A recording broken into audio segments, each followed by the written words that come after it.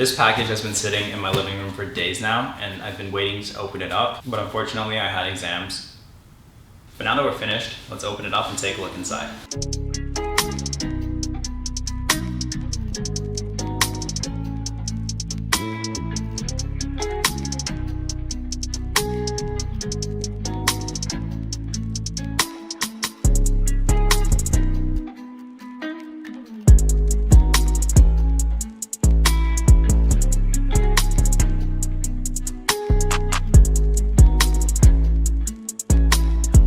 Alright, so this is the cheapest Surface laptop you can buy from Microsoft, the base model of the Surface Laptop Go that comes in at $550 or $760 here in Canada. While that isn't a budget price by any means, for anything with a similar level of build quality to the Surface line of products, you're going to be looking at prices of at least over $1,000. Now, if you've seen videos of the Surface Laptop Go before, you'll know that every reviewer tells you not to get the base model since it only comes with 4 GB of RAM and 64 gigs of eMMC storage.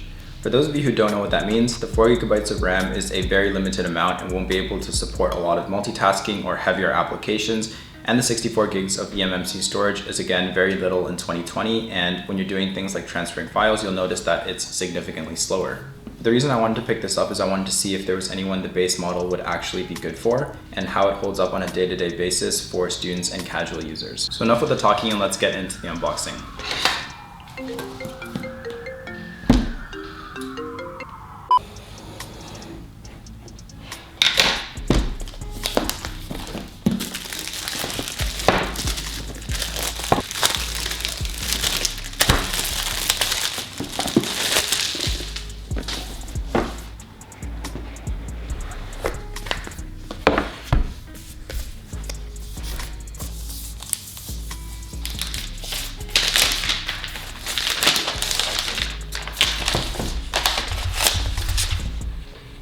So right off the bat, the laptop looks really nice and it's very similar to the 13-inch Surface Laptop 3.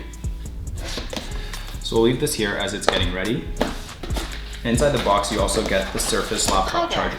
I'm Cortana, and I'm here to help. So inside the box, you also get the magnetic Surface Laptop charger and some information on how to use the laptop. So I'm just gonna go through and set this thing up first. Zany boss, suicide door, brand new bag. College girls, give a nigga head in my raps. Rockstar life, so much money, I'll make you laugh. Hey, the bitch they hate, and you can't miss what you never had. Hey, hey. Alright, while we're waiting for this to set up, my initial impressions of this laptop is that it feels much lighter than the Surface Laptop 3, and it's also really premium for a $550 device. But you can also see areas where Microsoft cut some corners to bring down that price tag. The screen itself is smaller at 12.4 inches with a resolution of 1536 by 1024. That's pretty low for 2020 standards, but given that the screen is smaller, most people won't notice it, and if I was using this for schoolwork or watching films on Netflix, I wouldn't be able to tell either. The screen also has the signature 3:2 aspect ratio found on Surface laptops, which I really like for productivity or having multiple windows open at once. The next thing is the body is not full aluminum, but rather the bottom uses a type of polycarbonate plastic. It doesn't feel as good as having a full aluminum body, but it also doesn't feel cheap, and I think it helps keep the laptop a bit lighter. The biggest drawback in terms of build quality for me is probably having no backlit keyboard. Given how portable this laptop is, you'll probably be using it in different environments, and when the lighting isn't good enough, I always like having my backlight on. I also have this laptop in the platinum color, which is the only one that the base model is offered in. And it's the same color that my Surface Laptop 3 is in, so you can see that both of them look very similar side by side. So just setting it up here feels pretty responsive. There isn't any lag when I'm installing any of the apps I need. This is my first time using a base model device from the Surface line, so I'm really interested in seeing how it'll perform day to day for me as a student.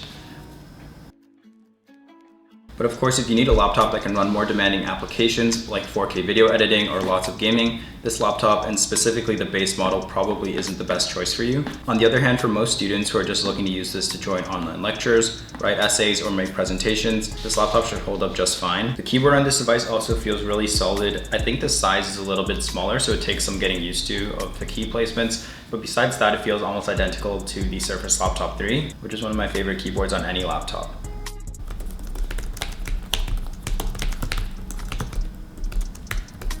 But again, this is just my unboxing and initial impressions. There isn't much more I can tell you without putting this laptop to the test. So for the next 7 to 10 days, I'm going to be using this as my main laptop to see how it holds up for me as a college student day to day. If you guys have any questions about what this base model can or can't do, be sure to leave it in the comment section below and I'll try and answer it in my next video. Until next time, thanks again for watching, and be sure to drop a like if this video was helpful to you, and let me know if you have any feedback in the comment section down below. Zany boss, suicide door, brand new bag. College girls, give a nigga head in my ride.